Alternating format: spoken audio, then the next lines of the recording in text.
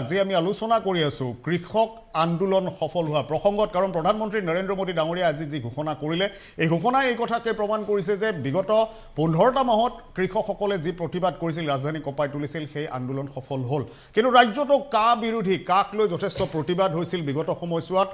ৰাজ্যত যি ধৰণৰ প্ৰতিবাদ হৈছিল সেই প্ৰতিবাদৰ ওচৰত কিয় চৰকাৰে কোনো ধৰণৰ গুৰুত্বই নিদিলে চৰকাৰে কিয় অসমবাসীৰ আবেগ অনুভূতিক ভ্ৰুক্ষেপ নকৰিলে আজি এই প্ৰসংগটো আমি আলোচনা কৰিম প্ৰথমে এটা মন্তব্য দেখুৱাই ল'ব বিচাৰিছো কা আন্দোলনৰ প্ৰসংগত আলোচনা কৰাৰ পূৰ্বে ৰাইজৰ দলৰ সভাপতি তথা বিধায়ক অখিল গগৈ ডাঙৰীয়াই কা আন্দোলন কিয় সফল নহল এই বিষয়ে তেওঁ আজি সংবাদ মাধ্যমৰ সন্মুখত প্ৰতিক্ৰিয়া ব্যক্ত কৰিছিল কি কৈছিল অখিল গগৈ ডাঙৰীয়াই প্ৰথমে চাই লওঁ আহক কা আন্দোলনত জাতীয় নেতৃত্বই আপোচ কৰাৰ কাৰণে ৰাস্তাৰ পৰা গৈ খেলপথাৰলৈ গুচি যোৱাৰ কাৰণে কা আন্দোলনটো বিফল হ'ল যদিহে এই কা আন্দোলনটোৰ ক্ষেত্ৰত আমি আপোচ নকৰিলোহেঁতেন যদিহে অসমৰ জাতীয় নেতৃত্বই এই ক্ষেত্ৰত চৰকাৰৰ ওচৰত নতজানু নহ'লহেঁতেন বা আন্দোলনটো স্তব্ধ নকৰিলেহেঁতেন তেতিয়াহ'লে নিশ্চিতভাৱে আমি জয়ী হ'লোহেঁতেন মোক জেললৈ পঠিয়াই আৰু কৃষক মুক্তি সংগ্ৰাম সমিতিক নিষিদ্ধ ঘোষণা কৰাৰ নিচিনা কৰি এই সংগ্ৰামখনক বিফল কৰোৱা হ'ল মই প্ৰকাশ চন্দ্ৰ দাস আপোনাৰ ওচৰলৈ আহিছোঁ অখিল গগৈ ডাঙৰীয়া যি ধৰণে এটা মন্তব্য কৰিছে যে কা আন্দোলনৰ নেতৃত্ব লোৱাসকলে আপোচ কৰাৰ বাবে কা আন্দোলন সফল নহ'ল এই প্ৰসংগত আপুনি কি প্ৰতিক্ৰিয়া প্ৰকাশ কৰিব প্ৰথম কথা কা আন্দোলনলৈ কোনো আপোচ কৰাৰ প্ৰশ্ন নাই আজিও সদৌ অসম ছাত্ৰ সন্থা বা অসমৰ ৰাইজ বা বিভিন্ন সংগঠনে আজিও কা আন্দোলনৰ প্ৰতি যি আগত আন্দোলন কৰিছিলে আজিও তেনেকুৱা মনোভাৱেৰে আজিও সকলো সংগঠন মই ভাবোঁ আজিও তেনেধৰণে তেনেকুৱা স্থিতিতে আজিও বিৰাজমান আছে কথা হ'ল কি সেই সময়ত প্ৰলোভন বা বিভাজন শাসক গোষ্ঠীয়ে বিভিন্ন ধৰণে প্ৰলোভন বিভাজনৰ নীতি প্ৰৱৰ্তন কৰিছে তাৰ কাৰণে কোনে লাভৱান হৈছে এই কথা অসমৰ ৰাইজে জানে কোন কেনেধৰণে কোন এমপি হ'ল বা কোন কি ধৰণে মানে ক্ষমতা পালে সেই কথা অসমৰ ৰাইজে জানে কিন্তু সদৌ অসম ছাত্ৰ সন্থাই কা আন্দোলন যেনেধৰণে কৰিছিল ৰাজপথত তেনেকৈ যেতিয়া সংসদত গৰিষ্ঠ সংখ্যা থকাৰ কাৰণে যেনেকৈ কাখন পাছ কৰিছিলে সেই কাৰ প্ৰত্যাহ্বান জনাই আমি মহামান্য উচ্চতম ন্যায়ালয়ত আমি আপিল কৰিছিলোঁ আৰু ইতিমধ্যে মহামান্য উচ্চতম ন্যায়ালয়ে সেই দিশত শুনানি লোৱাৰ কাৰণে কিছু আগবাঢ়িছিল যদিও এই কাৰ যিটো ৰুল ফ্ৰেম হোৱা নাই তাৰ ওপৰত বিশেষভাৱে বিচাৰ কৰি বা এটা শুনানি পিছত শুনানি কৈ ন্যায় দিয়াৰ যিটো ব্যৱস্থা সেইটো আজিও দেখা বা পৰিলক্ষিত হোৱা নাই কিন্তু এই কথাটো সঁচা অন্যায়ভাৱে অসমত কা জাপি দিছে কাৰণ অসমত কা জাপি দিয়া কথাটো ভাৰতবৰ্ষৰ অন্য ৰাজ্যৰ লগত সম্পূৰ্ণ সুকীয়া ভাৰতবৰ্ষৰ কোনো ৰাজ্যত অসম চুক্তি নাই অসম চুক্তিৰ নচ্ছাত কৰা এই আইনখন অন্যায়ভাৱে জাপি দিলে আটাইতকৈ আচৰিত ধৰণৰ কথা যে অসমৰ 7খন জিলা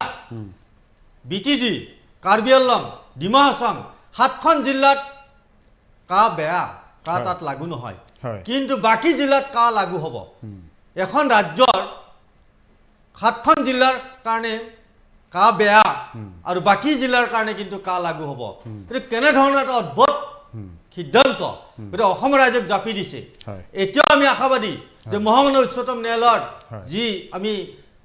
আপিল কৰিছোঁ তাত অসম ৰাজ্যে ন্যায় পাব পৰাকৈ হয়তো ন্যায়ালয়ে আমাক দিব কিন্তু এই কথাটো স্পষ্ট বিজেপি অন্যায় কৰিছে বিজেপি চৰকাৰে ধৰ্মৰ ভিত্তিত নাগৰিকত্ব প্ৰদান কৰি অসমৰ যি অসম চুক্তি আছিলে 1971 চনৰ পিছত হিন্দু হওক মুছলমান হওক বিদেশী বহিষ্কাৰ কৰাৰ যি এটা চুক্তিও আছিলে সেই চুক্তি নিশ্চিত কৰিছে আৰু শেহতীয়াভাৱে আমি দেখিছোঁ যে ৰাষ্ট্ৰীয় নাগৰিকপঞ্জীৰ ক্ষেত্ৰতো এই কাই কিন্তু এটা বেলেগ ধৰণৰ গতি কৰালে যাৰ কাৰণে কি আমি অসমৰ ৰাইজে বহু দিনৰ পৰা দাবী কৰি থকা ৰাষ্ট্ৰীয় নাগৰিকপঞ্জীখন শুদ্ধভাৱে আমি পাবলৈ সক্ষম নহ'লোঁ কাৰণ ৰাষ্ট্ৰীয় নাগৰিকপঞ্জীৰ প্ৰস্তুতিকৰণৰ সময়তে অসম চৰকাৰে বিভিন্ন ধৰণৰ বিধি পথালি দিলে যাৰ কাৰণে নেকি শুদ্ধভাৱে এখন নাগৰিকপঞ্জী প্ৰস্তুত নহ'ল তাত হিন্দু বাংলাদেশীৰ কথা ভাবা হ'ল বিদেশীৰ ক্ষেত্ৰতে ভাগ ভাগ কৰি দিয়া হ'ল যাৰ কাৰণে নেকি বহুত বাংলাদেশীৰ নাম আৰু স্বদেশী মানুহৰ নামো NRCত কিন্তু বাদ পৰিলে আৰু বাংলাদেশীৰ নাম অন্তৰ্ভুক্ত হ'ল অৰ্থাৎ এখন চৰকাৰে যি ধৰণে ব্যৱস্থা ল'ব লাগিছিল যি ধৰণে কটকটীয়া ধৰণে এটা পৰীক্ষা নিৰীক্ষা কৰি NRC প্ৰস্তুতিৰ কাৰণে বিষয়াসকলক নিয়োগ কৰিব লাগিছিল সকলো ক্ষেত্ৰতে গাফিলতি কৰা দেখা গ'ল আৰু সেইকাৰণে এখন শুদ্ধভাৱে বিদেশী মুক্ত আৰু খিলঞ্জীয়া অসমীয়া মানুহৰ নাম অন্তৰ্ভুক্ত এখন ৰাষ্ট্ৰীয় নাগৰিকপঞ্জী আমি অসমবাসীয়ে পাবলৈ সক্ষম নহ'লোঁ আৰু সেইকাৰণে এতিয়া আমি সদৌ অসম ছাত্ৰ সন্থাই NRCৰ ক্ষেত্ৰত মহামান্য উচ্চতম ন্যায়ালয়ত আমি ইতিমধ্যে পুনৰীক্ষণৰ কাৰণে ৰি-এক্সামৰ কাৰণে আপিল কৰিছোঁ আৰু অসম চৰকাৰকে এই ক্ষেত্ৰত ব্যৱস্থা গ্ৰহণ কৰাৰ কাৰণে ইতিমধ্যে আমি যি উপ কমিটি গঠন কৰিছিল তাত আমি সজোৰে উত্থাপন কৰিছোঁ আৰু এই কথা স্পষ্টভাৱে কৈছোঁ যে কিন্তু সদৌ অসম ছাত্ৰ সন্থাই কোনো কাৰণ অসমৰ জনসাধাৰণে মানা নাই আমি নামানো এই কিন্তু বাতিল হ'ব লাগিব তাৰ কাৰণে অসম চৰকাৰৰ কেন্দ্ৰীয় চৰকাৰে ব্যৱস্থা গ্ৰহণ কৰাৰ কাৰণে সৈমান কৰিব লাগে অসম চৰকাৰে ঠিক আছে মই আহিম আপোনাৰ ওচৰলৈ আকৌ সৰভোগৰ পৰা বিধায়ক মনোৰঞ্জন তালুকদাৰ ডাঙৰীয়া আমাৰ সৈতে লাইভত এই মুহূৰ্তত সংযুক্ত হৈছে মই মনোৰঞ্জন তালুকদাৰ ডাঙৰীয়া আপোনাক স্বাগতম জনাইছোঁ অনুষ্ঠানটোলৈ যিহেতু আমি কা আন্দোলনৰ বিষয়ে আলোচনা কৰিছোঁ কিন্তু আলোচনাৰ আৰম্ভণিতে আপোনাক নাপালোঁ মই লাইভত ল'ব নোৱাৰিলোঁ পুনৰ এবাৰ এই বিষয়টোলৈ মই আজিৰ প্ৰধানমন্ত্ৰীৰ ঘোষণাটোৰ প্ৰসংগত আপোনাৰ পৰা জানি ল'ব বিচাৰিছোঁ যে এখন চৰকাৰে প্ৰৱৰ্তন কৰা আইন আজি চৰকাৰে প্ৰত্যাহাৰ কৰিবলগীয়া হ'ল এই কথাই দৰাচলতে কি সূচাইছে যে বিজেপি চৰকাৰে বিগত সময়ছোৱাত দেশ শাসনতো বহু এনে ভুল ত্ৰুটি কৰিছে নেকি নিশ্চিতভাৱে কৰিছে আৰু এই কৃষক বিৰোধী আইন তিনিখন যেতিয়া তেওঁলোকে পাৰ্লামেণ্টত উত্থাপন কৰি বলপূৰ্বকভাৱে পাছ কৰাই লৈছিল তেতিয়াও ভাৰতবৰ্ষৰ বেছিভাগ মানুহে কৃষক ৰাইজে কৈছিল এই আইনে কৃষি ক্ষেত্ৰত এক বিপৰ্যয় মাতি আনিব কিন্তু আশ্চৰ্যজনক কথা যে ভাৰতীয় জনতা পাৰ্টীৰ চৰকাৰ নৰেন্দ্ৰ মোদী এই আইন তিনিখন বাতিলকৰণ নকৰিম বুলি দৃঢ়মনা হৈ পেলাই তেওঁলোকে এটা বছৰ ধৰি পেলাই কৃষক আন্দোলনক উপেক্ষা কৰিছিল কাৰণ ভাৰতবৰ্ষৰ কৰ্পোৰেটক সাহায্য কৰাৰ কাৰণে এই আইন তিনিখন অনা হৈছিল আৰু কৰ্পোৰেটো একেবাৰে এই তিনিখন আইন লাগু কৰি পেলাই ভাৰতবৰ্ষৰ কৃষকৰ সমস্ত উৎপাদিত ফচল নিজৰ গুদামত স্থাপিত কৰাৰ কাৰণে বিশাল বিশাল গুদামো সাজি লৈছিল আৰু এই কৃষকৰ আন্দোলনটোক তুচ্ছ-তাচ্ছিল্য কৰিছিল খালিস্তানপন্থী বুলি কৈছিল মুভমেণ্ট হেপী বুলি কৈছিল এই ধৰণে বিভিন্ন ধৰণে ষড়যন্ত্ৰ কৰি আনকি ফেক কৃষক সংগঠন গঠিত কৰি তেওঁলোকে আন্দোলনটো ভাঙিবলৈ চেষ্টা কৰিছিল কিন্তু আন্দোলনটো যেতিয়া ভাঙি নগ'ল কাৰণ এই আন্দোলনৰ নেতৃত্বত আছে শ্ৰমজীৱী কৃষক সমাজ আৰু কৃষক সমাজ ক্লাছ হিচাপে এটা সাংঘাতিকভাৱে ঐক্যবদ্ধ হ'ব পৰা এটা শ্ৰেণী শ্ৰমিক তেওঁলোকৰ সমৰ্থনত আছিল ভাৰতবৰ্ষৰ শ্ৰমজীৱী মানুহ সমৰ্থনত থকাৰ কাৰণে শেহতীয়াভাৱে যে ভাৰতীয় জনতা পাৰ্টি বাধ্য হৈ পেলাই এই তিনিখন আইন বাতিল কৰাৰ কথা আজি নৰেন্দ্ৰ মোদীৰ জৰিয়তে ঘোষণা কৰিছে আমি স্বাভাৱিকতে এই যিটো বিজয় হ'ল এই বিজয়ৰ কাৰণে আমি মূল্য কিমান দিব লগা হ'ল এটা বছৰ এই আন্দোলনক দমন কৰাৰ চেষ্টা কৰাৰ জৰিয়তে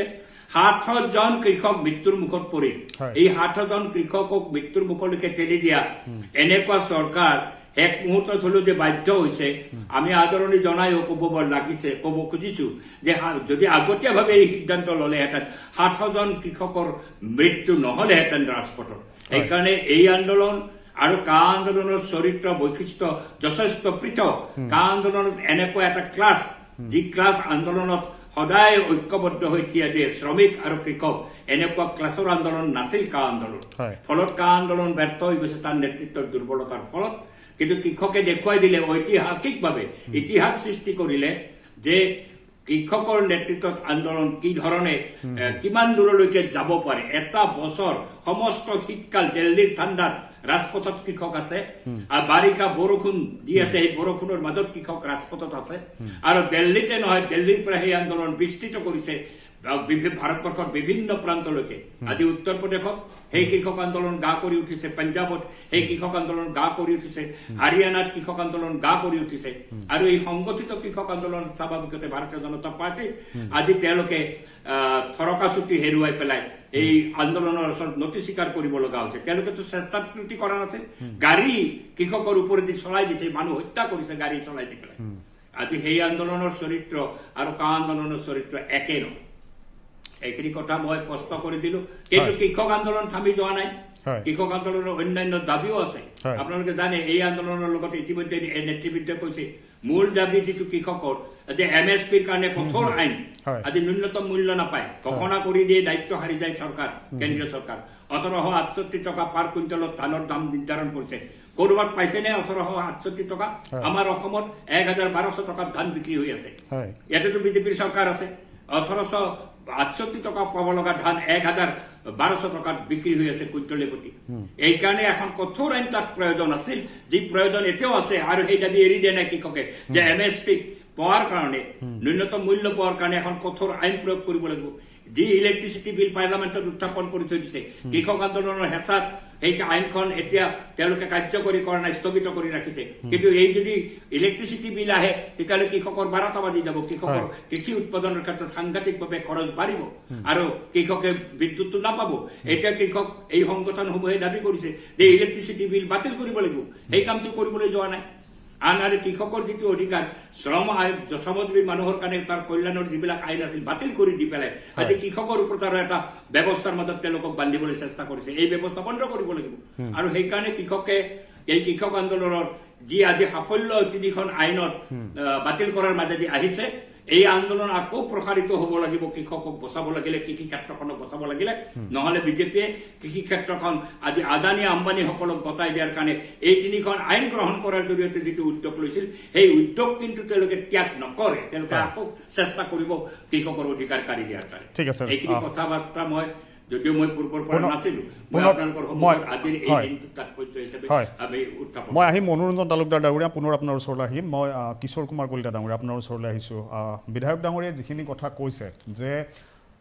দিল্লীত যিটো কৃষকৰ বিদ্ৰোহ কৃষকৰ যিটো দেশজোৰা আন্দোলন হৈছিল সেই আন্দোলনৰ তুলনাত কা আন্দোলন সংগঠিত ৰূপত হোৱা নাছিল সঁচাকৈ বাস্তৱত কা আন্দোলন সংগঠিত ৰূপত ঐক্যবদ্ধ ৰূপে চৰকাৰৰ দৃষ্টি আকৰ্ষণ কৰিব পৰাকৈ নহ'ল নেকি যাৰ বাবে আন্দোলনটো ব্যৰ্থ হ'ল সৰ্বভাৰতীয় প্ৰেক্ষাপটত কা আন্দোলনৰ প্ৰসংগটো মই নানো হয় মনোৰঞ্জন তালুকদাৰে যিটো কথা কৈছে যে শ্ৰেণীৰ কথাটো মই সেইটো মানি লওঁ কথাটো আৰু চাব আপুনি এই গোটেই আন্দোলনটো মূলতঃ কৃষক আন্দোলনটো হাৰিয়ানা আৰু পাঞ্জাৱৰ কৃষকসকলে কৰিছে মূলতঃ পাছলৈ যদিও ইয়াৰ সম্প্ৰসাৰণ ঘটিছে কিন্তু আপুনি চাব যে অসমত যদি আমি ইতিহাসটো চাওঁ যে শোধনাগাৰ আন্দোলন দুটামান সৰু সুৰা আন্দোলনৰ বাহিৰে বাকী বৃহৎ আন্দোলনকেইটাত কিন্তু আমি সফল হোৱা নাছিলোঁ যেনে মাধ্যম আন্দোলন সফল হোৱা যেন লাগে কিন্তু মাধ্যম আন্দোলনৰ পাছতে কিন্তু এটা বিচ্ছিন্নতা ধৰণৰ এটা কথা এটা হ'ল কিন্তু মিজোৰামৰ পৃথকীকৰণ বা এই ধৰণৰ কথাবিলাক হৈছে ভাষা আন্দোলনৰ কোনো ধৰণৰ এটা সুদূৰ প্ৰসাৰী এটা কোনো ধৰণৰ তাৰ ফলাফল নোলাল এতিয়া অসম আন্দোলনৰ কথাটো যদি চাওঁ অসম আন্দোলনৰ যিখন চুক্তি স্বাক্ষৰিত হৈছিল আজিলৈকে তাৰ ৰূপায়ণ নহ'ল ক্লজ 6 পৰিয়ে আছে কেৱল অসম গণ পৰিষদ নামৰ এটা আঞ্চলিক দল যিটো আজি সৰ্বভাৰতীয় দললৈ ৰূপান্তৰিত হৈছে মোটামুটিভাৱে সেই অসম গণ পৰিষদ দল বোলে এটা দল খুলি কেইজনৰ মানুহ মিনিষ্টাৰ টিনিষ্টাৰ হ'ল আৰু এতিয়া তেওঁলোকে মোটামুটি বিজেপিত যা গৈছে সেইটো একদম স্পষ্ট কথা তাৰ বাহিৰে আমাৰ আন্দোলনৰ ইতিহাসত আমাৰ সফলতা নাই আচলতে দ্বিতীয় কথাটো হৈছে কি যে যিটো অখিল গগৈ উত্থাপন কৰিছে যে জাতীয় নেতৃত্ব কোন আচলতে আমি কাক কম জাতীয় নেতৃত্ব সদৌ অসম ছাত্ৰ সন্থা আছিল জাতীয়তাবাদী যুৱ ছাত্ৰ পৰিষদ আছিল আৰু বিভিন্ন জনগোষ্ঠীয় সংগঠনৰ নেতা আছিল বিভিন্ন সংগঠন আছিল গতিকে জাতীয় নেতৃত্ব বুলি এটা এবষ্ট্ৰাক্ট কথা বিমূৰ্ত কথা এটা কৈ দিয়াটো উচিত নহয় কোন মানুহৰ কেনেধৰণৰ সুবিধা হ'ল কোন জাতীয় নেতৃত্ব আছিল এই কথাবিলাক খোলসা কৰিব লাগে নহ'লে কেৱল এটা শব্দই দি কোনে কোনে সুবিধা ল'লে কি ধৰণৰ আপোচ কৰিলে এতিয়া যদি অসমৰ মানুহ কয় যে কি আপোচ কৰিলে আমি কেনেকৈ ক'ম কোনে কি আপোচ কৰিলে সেইটো কথাইতো স্পষ্ট নহয় গতিকে সেইটো আন্দোলনটো আমাৰ এই ধৰণৰ চব কথাত এটা বিমূৰ্ত কথা থাকে আমি কিছুমান ভাষিক বা আলংকাৰিক কথাত চব শেষ কৰি থৈ দিওঁ কিন্তু আমি যদি কৃষক আন্দোলনটোত চাওঁ তেওঁলোকে চাওক আজিও তেওঁলোকে কৈ আছে যে আমি কেৱল ৰিপিল নকৰাকৈ শান্ত নহওঁ মনোৰঞ্জন তালুকদাৰে যিটো কথা কৈছে যে ইলেক্ট্ৰিচিটি বিল এতিয়া কথা হ'ল কি আপুনি পেট্ৰল বা ডিজেলৰ দামটো বিশেষকৈ ডিজেলৰ ক্ষেত্ৰত যদি জিএছটিটো অনা যায় তেতিয়াহ'লে আজি কৃষকৰ এটা লাভ হয় সেইটোতো কাম কৰা নাই এতিয়া ইলেক্ট্ৰিচিটি বিলখন যদি আনে তেতিয়াহ'লে যে গ্ৰিডৰ ওপৰত যিটো আজিৰ দামটো সেই হিচাপত যদি বিক্ৰীটো ঠিক কৰি দিয়ে তেতিয়া মাৰ্কেটৰ ওপৰত যদি ডিপেণ্ডেবল হয় ছাবচিডিটো কমপ্লিটলি উঠি যায় আৰু কোম্পানীবিলাকে ঠিক কৰে যে বিলৰ আজি কাৰেণ্টৰ দাম ইমান টকা হ'ব কালি বোলে 2 টকা বাঢ়িব আজি 1 টকা বাঢ়িব তেতিয়াহ'লে কৃষকেতো বিদ্যুৎ নিৰ্ভৰশীল কোনো অৰ্থনীতিৰ ফালে যাবই নোৱাৰিব গতিকে কথাটো হৈছে কি আমি অসমৰ কথাত এই কথাটো তুলনা নকৰাই ভাল কাৰণ আমি শক্তি বা সামৰ্থ্যৰে সেইখিনি পৰ্যায়ত আমাৰ আন্দোলনৰ ইতিহাস নাই আচলতে মই বন্দীপ দত্ত আপোনাৰ ওচৰলৈ আহিছোঁ আজি আপোনালোকৰ কাৰ্যকৰী সভাপতি জাকিৰ হুছেইন চিকদাৰে এটা মন্তব্য কৰিছিল যে কা আন্দোলনক সংগঠিত ৰূপত নতুনকৈ লৈ অনা হ'ব কংগ্ৰেছে কিদৰে কা আন্দোলনক সংগঠিত কৰিব কি পৰিকল্পনা আপোনালোকৰ না কা আইনৰ বিৰোধিতা কংগ্ৰেছ দলে যিমানখিনিলৈকে কৰিব পাৰে কৰিছে লোকসভাত কৰিছে ৰাজ্যসভাত কৰিছে আৰু যেতিয়া জাতীয় সংগঠনসমূহে ইয়াত কা আইনৰ বিৰোধিতা কৰি আন্দোলন কৰিছিল তাতো কংগ্ৰেছ দলে সহযোগিতা কৰিছে যেনেকৈ পাৰে কৰিছে আৰু সেইটো কৰি যাব জাকিৰ হুছেইন ডাঙৰীয়াই যিটো কথা কৈছে ডেফিনেটলি আমি কা আইনৰ বিৰোধিতা আমি কৰি যাম আৰু সংগঠিত ৰূপত কৰি যাম কিন্তু এতিয়া এটা বৰ আচৰিত কথা আৰু দৃষ্টিগোচৰ হৈছে যিটো মই কথাটো ক'ব খুজিছোঁ সেয়া হ'ল যে এই যিখন কৃষি আইনৰ কথা আজি ইয়াত ওলাইছে, য'ত মাননীয় প্ৰধানমন্ত্ৰী ডাঙৰীয়াই ক্ষমা খুজিব লগা হ'ল, ক্ষমা খোজাৰ পিছতো কিন্তু বিজেপিৰ একাংশ নেতা, ভাল নেতা, ডাঙৰ বিয়গম নেতাই কিন্তু কিবা আইনখনৰ সপক্ষে কথা কৈ আছে, বেলেগ ধৰণৰ কথা কৈ আছে। গতিকে প্ৰথম কথাটো হ'ল কি যে দলটোৰ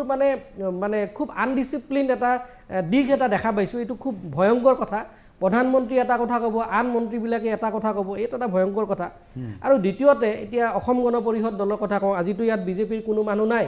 আৰু যিটো কথা গম পালোঁ যে কৃষি আইন বাতিল হোৱাৰ পিছত বিজেপি দলৰ যিখিনি মুখপাত্ৰ বা যি ধৰণৰ মানুহ তেওঁলোকে তাৰমানে কেমেৰাৰ সন্মুখত আহিব খোজা নাই, প্ৰেছ মিট কৰিব খোজা নাই, আৰু তেওঁলোকৰ এইটো এটা ট্ৰেণ্ড, কাৰণ মাননীয় প্ৰধানমন্ত্ৰী মহোদয়েও আজিলৈকে এটাও প্ৰেছ মিট কৰা নাই, তেওঁলোকে আঁতৰি থাকিব খোজে, বিতৰ্কৰ পৰা আঁতৰি থাকিব খোজে, তেওঁলোকে প্ৰশ্ন ল'ব নোখোজে। আপোনালোকে জানে, সাংবাদিক হিচাপে আপোনালোকে এই কথাটো জানে। এতিয়া মোৰ অলপ দুখ লাগিছে এইটো বিষয়ত লৈ পেলাও যে যেতিয়া কৃষক আইনখনৰ বিৰোধিতা কৰি ভাৰতবৰ্ষত কেৱল আপোনাৰ কৃষক সংগঠনসমূহেই নহয়, বিভিন্ন ধৰণৰ দল, আপোনাৰ কংগ্ৰেছ দলৰ লগতে বিভিন্ন ধৰণৰ ৰিজনেল দল, যিবিলাক আপোনাৰ ৰিজনেল পাৰ্টি আছিল, যে অখিলেশ যাদৱৰ পাৰ্টি, এই দলসমূহেও কৃষি আইনখনৰ বিৰোধিতা কৰিছিল। তেনেকুৱা এটা সময়ত অসমৰ যিটো আটাইতকৈ ডাঙৰ ৰিজনেল পাৰ্টি অসম গণ পৰিষদ, এই দলটোৰ নেতৃত্ব নিৰ্লজ্জভাৱে, যিটো কিশোৰ কলিতা ডাঙৰীয়াক নিৰ্লজ্জভাৱে কেইটামান পদ, কেইখনমান গাড়ী, কেইজনমান চাকৰ নাকৰ পাবলৈ, কেইটামান পুলিচ বাহিনী পাবলৈ এই মানুহখিনিয়ে কিন্তু এই আইনৰ কেতিয়াও বিৰোধিতা নকৰিলে। তাকে নকৰি পেলাই কি কৰিলে, হাতীটো নি পেলাই পদুম ফুলৰ ওপৰত জাপি দিলে। হাতীৰ পিঠিত এতিয়া পদুম ফুলৰ চাপ। গতিকে এই আৰু চাব, এই এতিয়া আমাৰ মাননীয় মুখ্যমন্ত্ৰী তেখেতে এসময়ত কৈছিল যে আমবাৰীৰ এজিপিৰ যিটো অফিচ সেইটো বিবাহ ভৱন কৰিব লাগে। হয়, তেওঁ বিবাহ ভৱনে কৰিলে, আল্টিমেটলি বিবাহ ভৱনে কৰিলে। গতিকে এতিয়া অফিচটো হেঙেৰাবাৰীতে আছে নে আপোনাৰ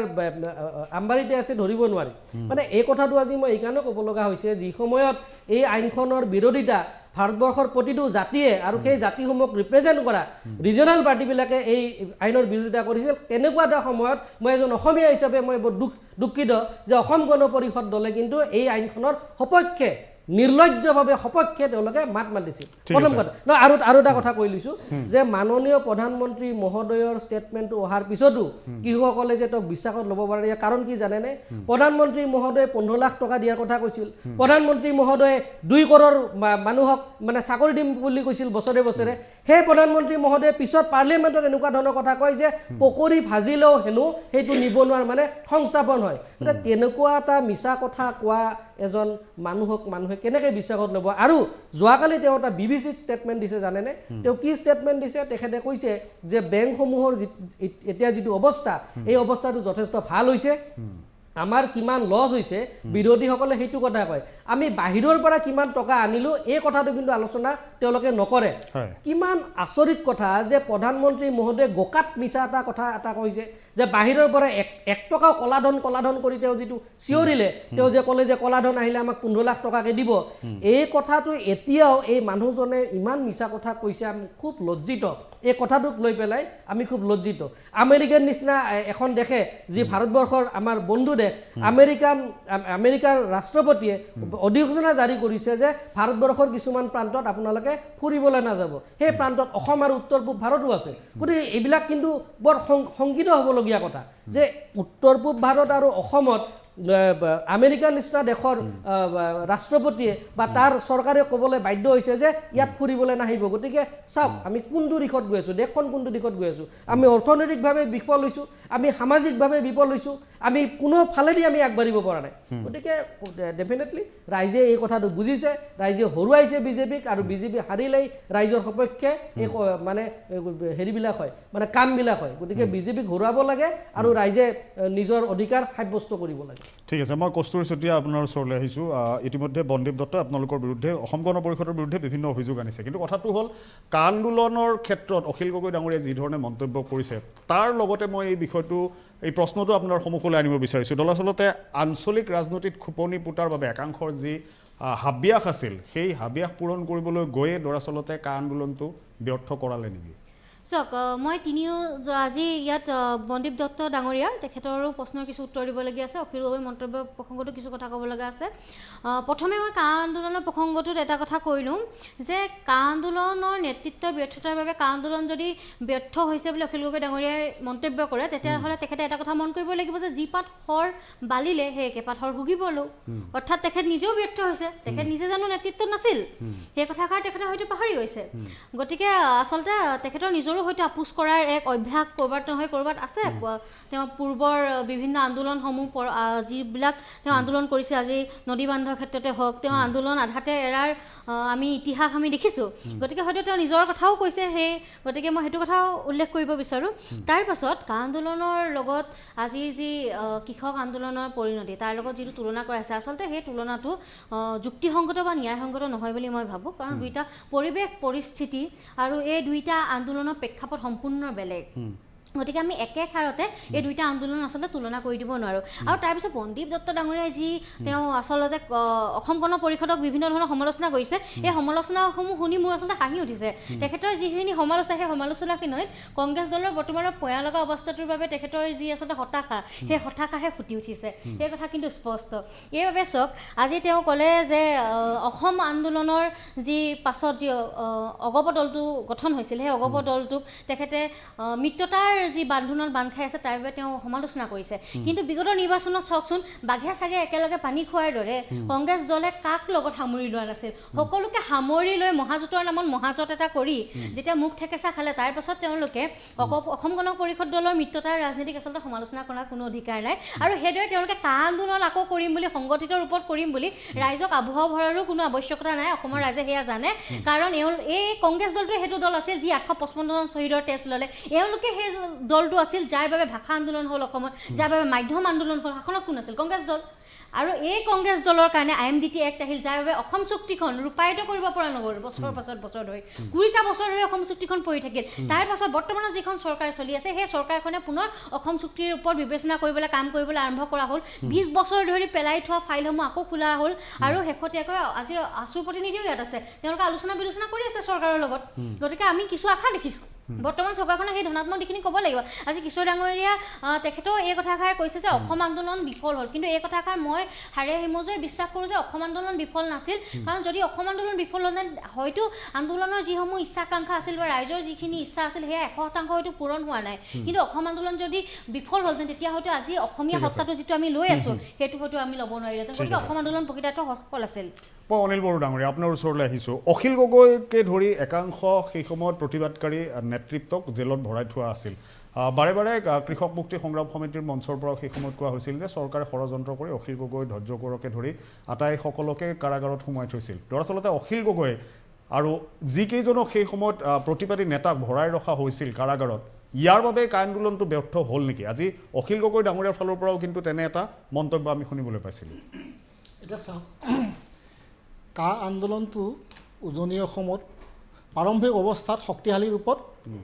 গঢ়ি তোলা হৈছিলে পৰৱৰ্তী সময়ত যেতিয়া অখিল গগৈক মানে জেলত পতাশালত নিক্ষেপ কৰা হ'ল তাৰপিছত আমি দেখিছোঁ পৰৱৰ্তী যিবিলাক আন্দোলন এই আন্দোলনবিলাকে ৰণকৌশলগত কাৰণত হয়তো ক'ৰবাত নহয় ক'ৰবাত মানে ব্যাহত হৈছে আন্দোলনটো যি ধৰণে হ'ব লাগিছিল সেই ধৰণে হোৱা নাই চৰকাৰৰ সময় নিৰ্ধাৰিত সময়সূচীমতে মানে যেন আন্দোলনবিলাক মানে কৰা হৈছে পৰৱৰ্তী সময়ত তেনেকুৱা ধৰণৰ আমি এটা ধাৰণা কৰিছোঁ গতিকে অখিল গগৈৰ ক্ষেত্ৰত আমি কওঁ যে অখিল গগৈ আজি পৰ্যন্ত কা বিৰোধী স্থিতি গ্ৰহণ কৰিছে তেওঁ পৰৱৰ্তী সময়তো কাৰ বিৰুদ্ধে নিশ্চয় মাত মাৰিব তাৰ আজি এটা বক্তব্যত সেই কথাকে তেওঁ আহ্বান অসমৰ ৰাইজকো কৈছে গতিকে অখিল গগৈৰ ক্ষেত্ৰত যিটো আপোচকামিতা সেই আপোচকামিতা নাই নদী বান্ধৰ আন্দোলনতো অখিল গগৈ জেলত গৈছিল পৰিস্থিতি সাপেক্ষে হয়তো কিছু পৰিমাণে আন্দোলনটো স্তীমিত হৈছে বৃহৎ মানে ভূমি অধিকাৰ কৰাৰ কাৰণে আন্দোলন কৰিছে তাৰ কাৰণে ফলৱতী হৈছে আপোনাৰ টেঙানীৰ যিটো মানে আপোনাৰ উচ্ছেদ সেইটো বন্ধ কৰি চৰকাৰে বাধ্য হৈছিলে অখিল গগৈৰ আন্দোলনৰ কাৰণে আৰু পৰৱৰ্তী পৰ্যায়ত বনাঞ্চলত বসবাস কৰা মানুহক মাটিৰ পট্টা দিবলৈ বাধ্য হৈছিলে চৰকাৰে গতিকে পৰিস্থিতি সাপেক্ষে হয়তো কেতিয়াবা কৃষক মুক্তি সংগ্ৰাম সমিতি বা অখিল গগৈৰ আন্দোলনটো স্থিমিত হ'ব পাৰে কিন্তু অখিল গগৈ কোনোপধ্যে আপোচ নকৰে আৰু কৰা নাই হয় মই প্ৰকাশ চন্দ্ৰ দাস পুনৰ আপোনাৰ ওচৰলৈ আহিছোঁ বিগত সময়ছোৱাত সদৌ অসম ছাত্ৰ সন্থাকে ধৰি কা আন্দোলনৰ নেতৃত্ব লোৱা প্ৰতিটো জাতীয় সংগঠনক ৰাইজে ব্যাপক সঁহাৰি দিছিল আকৌ যদি এবাৰ সংগঠিত ৰূপত প্ৰতিবাদ কৰা হয় বৰ্তমানৰ প্ৰেক্ষাপটত ৰাইজে আকৌ এই প্ৰতিবাদত সজোৰে সমৰ্থন দিবনে কথাটো প্ৰায়কেইজনে বিভিন্ন ধৰণৰ বিভিন্ন এংগলত কথা কৈছে সঁচা কথাটো আমি ৰাইজক জনাব লাগিব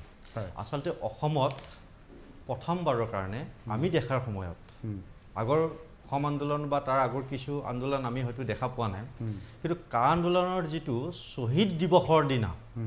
শ্বহীদ দিৱসৰ দিনা কা যিখন আইন সংসদত উত্থাপন কৰাৰ দিনৰ পৰাই আৰু সদৌ অসম ছাত্ৰ সন্থাৰ নেতৃত্বই যেতিয়া গৃহমন্ত্ৰীৰ লগত আলোচনা কৰি ভিতৰৰ পৰা বাহিৰলৈ ওলাই আহিছিল সিদিনাই হুংকাৰ দিছিল যে আমি এই আইন কোনো কাৰণত আমি নামানো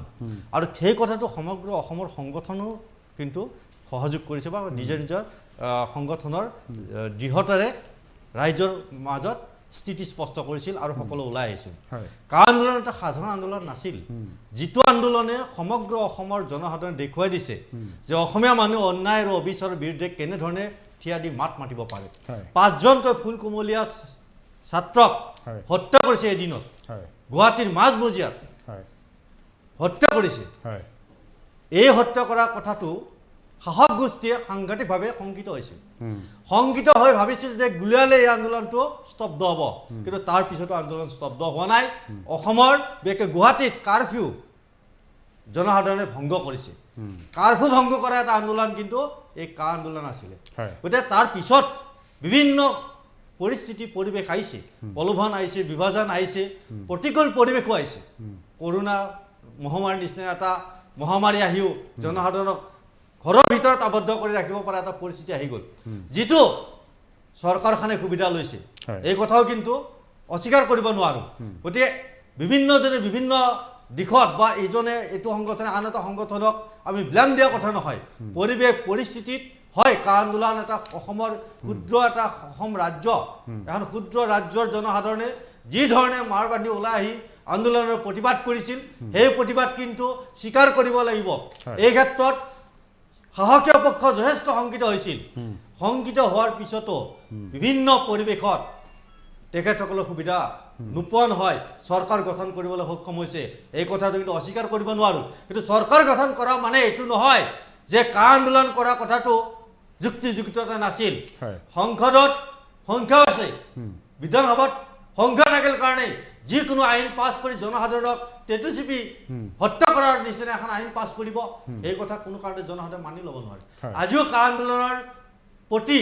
প্ৰত্যেকজন মানুহে সমৰ্থন আছে হয়তো মাজে মাজে চিন্তিত হয় যে কা আন্দোলনৰ ফলাফল আমি নাপাম নেকি আজিও আমি আশাবাদী যেনেকৈ অসম আন্দোলনৰ অসম চুক্তি হ'ল অসম চুক্তিৰ ফলত চুক্তিখন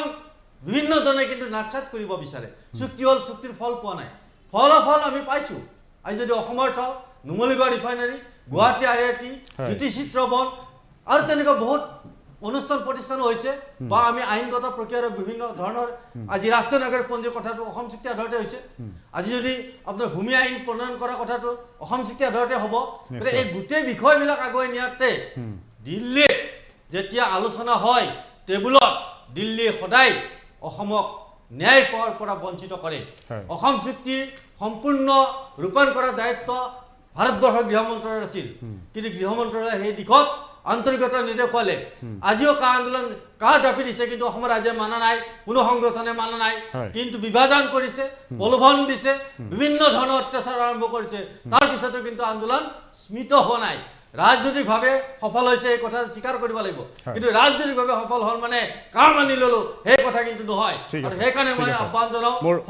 সমগ্ৰ অসমৰ ৰাইজক যে কা বিৰোধ হৈছিল বিৰোধ হ'ব ৰাজপথত আৰু ন্যায়ালয়ত উভয়ভাৱে প্ৰতিবাদ আৰু উভয়ভাৱে আমি বিচাৰ প্ৰক্ৰিয়া আগুৱাই নিয়াৰ কাৰণে আমি সংকল্পবদ্ধ মই মনোৰঞ্জন তালুকদাৰ ডাঙৰীয়া একেবাৰে শেষত খুব চমুকৈ আপোনাৰ পৰা এটা উত্তৰ লৈ ল'ব বিচাৰিছোঁ যে কা আন্দোলন আকৌ সংগঠিত ৰূপত অসমত হোৱাটো সম্ভৱ হ'বনে সম্ভাৱনাৰ কথাটো মই এতিয়া ক'ব নোৱাৰোঁ বা অসম্ভৱ বুলি মই নাভাবোঁ কাৰণ এতিয়া কৃষক বিৰোধী আইন 3খন বাতিল কৰাৰ প্ৰশ্নক লৈ পেলাই কা আন্দোলনৰ বিষয়টো আহিছে কা আন্দোলন অসমৰ মানুহে গঢ়ি তুলিছিল আমিও তাতে সমৰ্থন দিছিলোঁ আমি অংশগ্ৰহণ কৰিছিলোঁ আমাৰ দৃষ্টিভংগীটো আমি স্পষ্টভাৱে কৈছোঁ বা যুঁজি যাম কা অসমৰ কাৰণে কোনো দিনে আদৰণীয় হ'ব নোৱাৰে কা এনে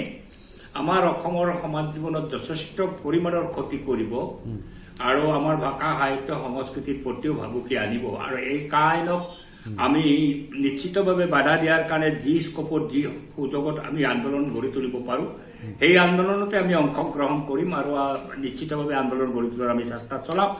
আৰু সামগ্ৰিকভাৱে যেনেকৈ আন্দোলনটো গঢ়ি উঠিল মই পূৰ্বতে এটা কথা কৈছোঁ কৃষকৰ আন্দোলন তাৰ চৰিত্ৰ তাৰ বৈশিষ্ট্য তাৰ শ্ৰেণীগত অৱস্থান আৰু কাৰ দৰে আন্দোলনৰ বৈশিষ্ট্য চৰিত্ৰ শ্ৰেণীগত অৱস্থান যথেষ্ট পৰিমাণে পাৰ্থক্য আছে মধ্যবিত্ত মানুহৰ এইটো থাকে কাৰ বিৰুদ্ধে আন্দোলন কৰিব গৈ পেলাই আকৌ বিজেপিকে ভোটটো দিব এই ধৰণৰ কাণ্ডটো অসমতে সম্ভৱ আৰু এই ধৰণৰ তাৰ এটা শ্ৰেণী দৃষ্টিভংগী নাই এইটো যিহেতু এটা শ্ৰেণী সংগঠনো নহয় কৃষকৰ সংগঠনটো যেনেকৈ এটা শ্ৰেণী সংগঠন তেওঁলোকৰ এটা শ্ৰেণী দৃষ্টিভংগী আছে শত্ৰু চিহ্নিত কৰিব পাৰে সেই আন্দোলনে কিন্তু কা আন্দোলনটো আমি শত্ৰুৱে চিহ্নিত কৰিব নোৱাৰো কোনে আনিব বিচাৰিছে কাৰ বিৰুদ্ধে আমি যুঁজিছো কা কৰি আছো কাৰ বিৰুদ্ধে যুঁজিছো শত্ৰু চিহ্নিত কৰা নহল কাৰণ কাৰ বিৰুদ্ধে যুদ্ধ কৰি আকৌ যদি শত্ৰুৰ ওচৰত সাৰেণ্ডাৰ কৰা যায় ৰাজনৈতিকভাৱে তেতিয়াহ'লেতো আন্দোলন প্ৰসাৰিত হোৱাটো মুস্কিল এই ঘটনাবিলাক অসমত বাৰে বাৰে হৈছে আৰু কা আন্দোলনৰ ক্ষেত্ৰতো হৈছে এই ক্ষেত্ৰত আমি যদি আমাৰ দৃষ্টিভংগী স্পষ্ট কৰিব নোৱাৰো কা আন্দোলন বেছি দূৰ আমি আগবঢ়াই নিব পাৰিম বুলি মোৰ ধাৰণা নহয় কিন্তু মোৰ চেষ্টা থাকিব যে কাৰ বিৰুদ্ধে আন্দোলন কৰিব লাগে কাৰণ কাৰ বিৰুদ্ধে আন্দোলন নকৰিলে কাখন যদি এতিয়াও ৰুলছ হোৱা নাই বিজেপিও পিছুৱাই গৈছে নিশ্চিতভাৱে ৰাজনৈতিক কাৰণত তেওঁলোকে পিছুৱাইছে পশ্চিমবংগত তেওঁলোকে কাৰ কথা কৈ পেলাই নিৰ্বাচন খেলি ভৰাডুবি হ'ল ভাৰতীয় জনতা পাৰ্টি এই যে ভৰাডুবি হ'ল পশ্চিমবংগত কাৰ কথা কৈ হৈছে এইকাৰণে এতিয়া কাৰ ৰুলছ কৰিলে আকৌ বা কি হয় অৱস্থাটো তেওঁলোকে শংকিত হৈ আছে কাৰণ ইতিমধ্যে ভাৰতীয় জনতা পাৰ্টিৰ বিৰুদ্ধে এণ্টি ইনকামবেঞ্চিটো বাঢ়িছে আৰু কৃষক আইনৰ এই বাতিল কৰাৰ লগতে এইবিলাক ৰাজনৈতিক অংশবিলাক আছে তেওঁলোকে অচিৰেই উত্তৰ প্ৰদেশত নিৰ্বাচনৰ সন্মুখীন হ'ব হাৰিয়ানাত নিৰ্বাচনৰ সন্মুখীন হ'ব পাঞ্জাৱত নিৰ্বাচনৰ সন্মুখীন হ'ব এই অংক ৰাখিয়ে তেওঁলোকে হয়তো ৰাজনৈতিক সিদ্ধান্তলৈকে আহিছে কিন্তু কাৰ প্ৰশ্নটো তেওঁলোকে দেখিলে কা আন্দোলনৰ বেৰ যোৱাৰ তাৰপিছত ভাৰতীয় জনতা পাৰ্টিৰে জয় জয়কাৰ তেওঁলোকে নিৰ্বাচনত জয়লাভ কৰিছে এই ক্ষেত্ৰত আমাৰ এই আন্দোলনৰ নিশ্চয় দুৰ্বলতা আছে নেতৃত্বত দুৰ্বলতা আছে আৰু নেতৃত্বত দুৰ্বলতা থাকিলে এনেকুৱা আন্দোলনবিলাক বৰ বেছি দূৰলৈকে নাযায় এইটো হৈছে মনোৰঞ্জন তালুকদাৰ ডাঙৰীয়া ধন্যবাদ জনাইছোঁ এই মন্তব্য আপুনি কৰাৰ বাবে মই কিশোৰ কুমাৰ কলিতা ডাঙৰীয়া অনিল বড়ো ডাঙৰীয়া প্ৰকাশ চন্দ্ৰ দাস ডাঙৰীয়া বন্দীপ দত্ত আৰু কস্তুৰী চেতিয়া আটাইকে মই ধন্যবাদ জনাইছোঁ এই আলোচনাত ভাগ লোৱাৰ বাবে এই যে আজি প্ৰধানমন্ত্ৰী নৰেন্দ্ৰ মোদী ডাঙৰীয়াই ঘোষণা কৰিলে কৃষি আইন 3খন প্ৰত্যাহাৰৰ কথা ঘোষণা কৰিলে দৰাচলতে কৃষক আন্দোলন যি ধৰণে সফল হ'ল কা আন্দোলন কিয় সফল নহ'ল এইলৈ এতিয়া কা আন্দোলনৰ নেতৃত্বই আকৌ এবাৰ বিশ্লেষণ কৰাৰ প্ৰয়োজন নিশ্চয় আছে ন্যায়ালয়ৰ বিচাৰাধীন হৈ আছে বিষয়টো সমগ্ৰ আন্দোলনটো বিগত সময়ছোৱাত ক'ত ভুল ত্ৰুটি থাকিল সেই সকলোবোৰ দিশ অনুকিয়াই আকৌ এবাৰ সংগঠিত ৰূপত কা আন্দোলনটো বা কাৰ বিৰোধিতাৰ এটা সকলোৰে সৰ্বশক্তিৰে গৈ ৰাষ্ট্ৰক মোদী চৰকাৰক যদি এই আইনৰ বিৰোধিতা কৰি দেখুৱাব পাৰে বা প্ৰতিৰোধ নিয়াব পাৰে তেনেহ'লে অনাগত সময়ছোৱাত এই কা যদিহে প্ৰত্যাহাৰ কৰা হয় তেনেহ'লে সকলোৱে এই কথাই ভাবিব যে কা আন্দোলনৰ নেতৃত্বই যদিও বা সাময়িকভাৱে প্ৰতিবাদ তেওঁলোকে থমকিবলগীয়া হৈছিল কিন্তু তেওঁলোকে তেওঁলোকৰ লক্ষ্যত দৃঢ় আছিল